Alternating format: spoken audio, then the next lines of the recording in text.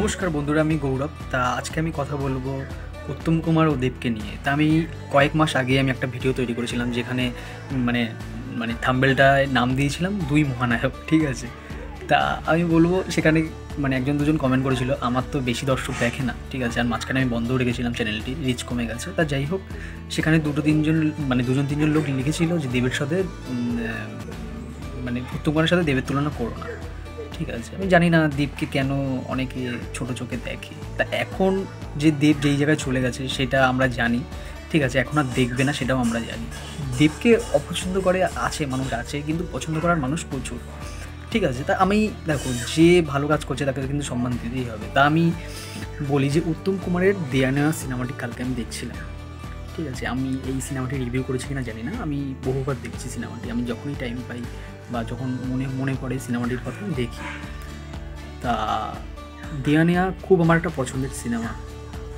আর আমি বলবো উত্তম কুমার এক সময়ের ব্যাপক মানে বড় অভিনেতা, সুপারস্টার যাকে বলে। সেই সময় উত্তম কুমারের একটা ক্রেজ ছিল আলাদা। তারপরে প্রসেনজিৎ, তাপস পাল, চিরঞ্জিত, এদেরও একটা সময় ছিল, ঠিক আছে। তারপরে দেবজিৎ কিছুটা শোভন পেয়েছিল, এখন হারিয়ে গিয়েছে। অঙ্কুশ, হিরণ, এরাও কিছুটা এসেছিল, কিন্তু দেবজিৎ এরা বলতে গেলে এই বর্তমানে সুপারস্টার। আর নতুন তো সেরকমভাবে কেউ এখনও ওঠেনি। তা এখন বলবো এই বর্তমানে দেবের বিচার করতে গেলে দেবের সিনেমা সেরকমভাবে ভালো চলছে। আর আমি বলছি না যে সুপারস্টারদের কথা বলছি আমি। তা এখানে আমি বলবো যে সুপারস্টার হতে গেলে শুধু আমি এটা আমার ব্যক্তিগতভাবে বলছি, সুপারস্টার হতে গেলে ব্যক্তিগতভাবে আমার মনে হয় যে শুধু অভিনয় জানলেই হয় না। তাহলে অনেক অনেক ভালো ভালো অভিনেতারা সুপারস্টার হতে পারত।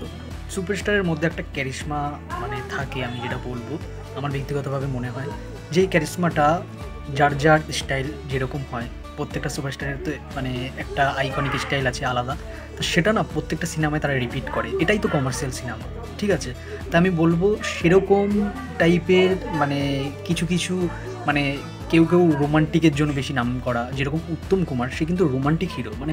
হ্যাঁ, সে ভালো অভিনেতা ছিল, কিন্তু তাছাড়াও সে রোমান্টিক অভিনয়ের জন্য বেশি প্রশংসা পেয়েছিলেন সেই টাইমে।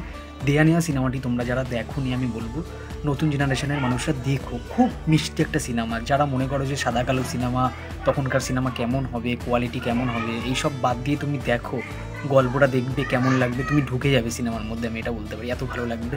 আমি বহুবার দেখেছি, অনেক মানুষ জানি এই সিনেমাটি পছন্দ করে, আমি বলবো বেশ ভালো লেগেছে। তাছাড়া উত্তম কুমারের এরকম প্রচুর সিনেমা রয়েছে, প্রচুর সিনেমা রয়েছে যেগুলো খুবই সুন্দর, খুবই ভালো, ঠিক আছে। তো উত্তম কুমারের কিন্তু আমি বলবো সত্যজিৎ রায়ের সাথেও সিনেমা আছে, যেটা হয়েছিল নায়ক, সেই সিনেমাটিও তোমরা দেখবে, সেটা একটা আলাদা রকম সিনেমা, সেটাও ভালো লাগবে। তো আমি এইটা বাদ দিলাম। আমি বলবো যে ক্যারিশমা বা সুপারস্টার হতে গেলে কী কী লাগে, সেই সব কোয়ালিটি উত্তম কুমারের মধ্যে ছিল। আর উত্তম কুমারের দেখবে তুমি দাঁড়াচ্ছ, আমি দাঁড়াচ্ছি, ঠিক আছে। আমাদের না যে একটা সেরকম একটা আকৃষ্ট ব্যাপার আমরা কিন্তু করতে পারি না কাউকে। আমি জানি না, এটা বলছি আমি ব্যক্তিগতভাবে, কিন্তু উত্তম কুমার বা দেব বা যেই সব সুপারস্টার আছে, আমি বিশেষ করে আরেকজনের কথা বলি, বাংলাদেশের অপূর্ব, ঠিক আছে, শাহরুখ খান, ঠিক আছে। তো এদের মধ্যে এমন একটা ব্যাপার রয়েছে যেটা দেখবে মেয়েরা তো পাগল হবেই, ঠিক আছে, তাছাড়া ছেলেরাও পাগল হবে, মানুষ ভালোবাসবে, তারা যে চুলে হাত দেবে সেইটার মধ্যেও যেন একটা সৌন্দর্যতা আছে। তাই এই জিনিসগুলো কিন্তু তারা ইচ্ছা করে করে না, এই জিনিসগুলো তাদের মধ্যেই থাকে। তাই এই জিনিসগুলো কিন্তু তাদেরকে অনেক সুপারস্টার হতে সাহায্য করে, আমি এটা বলবো। তাছাড়া তাদের ডেডিকেশান, তাদের কাজের উপর নিজের বিশ্বাস, তারা প্রচুর কষ্ট করে, ঠিক আছে, এই জিনিসগুলো তো আছেই, ঠিক আছে। মানুষের ভালোবাসা, দেখো একটা জিনিস আছে, তুমি কষ্ট কিন্তু সবাই করে, কিন্তু ভাগ্য বলে না, সেই ভাগ্য জিনিসটা কিন্তু এদের সাথে মিলে গেছে, আমি এটাই বলবো। তা ভাগ্য আর কষ্ট যদি একসাথে মিলে যায়, তাহলে তুমি বড় কিছু করতে পারবে, এটাই বলবো। তা আমি বলবো যে আমি জানি না আমার সাথে তোমাদের মতামত কী থাকবে, এটা আমি আমার ব্যক্তিগতভাবে বললাম, ঠিক আছে। যে সুপারস্টার এই আমাদের বাংলায় যদি এখন বলো যে দেব এখন বলতে গেলে, দেখো সুপারস্টার জিদ্দাও আছে, কিন্তু জিদ্দার এখন বিগত অনেক বছর ধরে সিনেমা সেরকমভাবে ভালোভাবে চলছে না, এটা মানতেই হবে। অবশ্যই জিদ্দাও ফিরে আসুক, আমি এটাও চাই। কিন্তু এই মুহূর্তে এখন দেবদা যেই জায়গায় রয়েছে, দেবদা একটা ভালো জায়গায় রয়েছে, আমি তার জন্য দেবদার সাথে মানে উত্তম কুমার আর দেবদাকে নিয়ে কথা বললাম।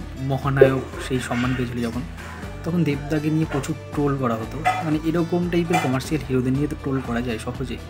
কিন্তু এখন এমন জায়গায় দেবদা চলে গেছে, দেবদা কিন্তু অনেক অভিনয় নিজেকে মানে ইমপ্রুভ করেছে, এখন আগের চেয়ে অনেক ম্যাচিওর হয়েছে। মানে দেবদা কিন্তু খুব ভালো একজন মানুষ, এটা বলবো। মানে সে সুপারস্টার যেরকমভাবে বিহেভিয়ার করে, সে কিন্তু সেরকম না, সে দেবদা সহজে বলা যায় এই জিনিসটা। তা যাই হোক, আমি আজকে অনেক প্রশংসা করলাম দেবের। তা আমার ব্যক্তিগতভাবে মনে হয় যে উত্তম কুমারের পরে প্রসেনজিৎ, তাপস পাল, চিরঞ্জিত এরা সুপারস্টার ছিল। প্রসেনজিৎটি মানে বেশি, মানে উত্তম কুমারের পরে প্রসেনজিৎ, তারপরে দেবজিৎ। এখন দেখা যাক এর পরবর্তীকালে নতুন আরও কোনো সুপারস্টার আসে কি না। মানে কোনো সিনেমা ভালোভাবে, কোনো ইন্ডাস্ট্রি ভালোভাবে এগোতে গেলে নতুন নতুন মুখ চাই, নতুন নতুন সুপারস্টারও আমাদের প্রয়োজন, এটাই বলবো।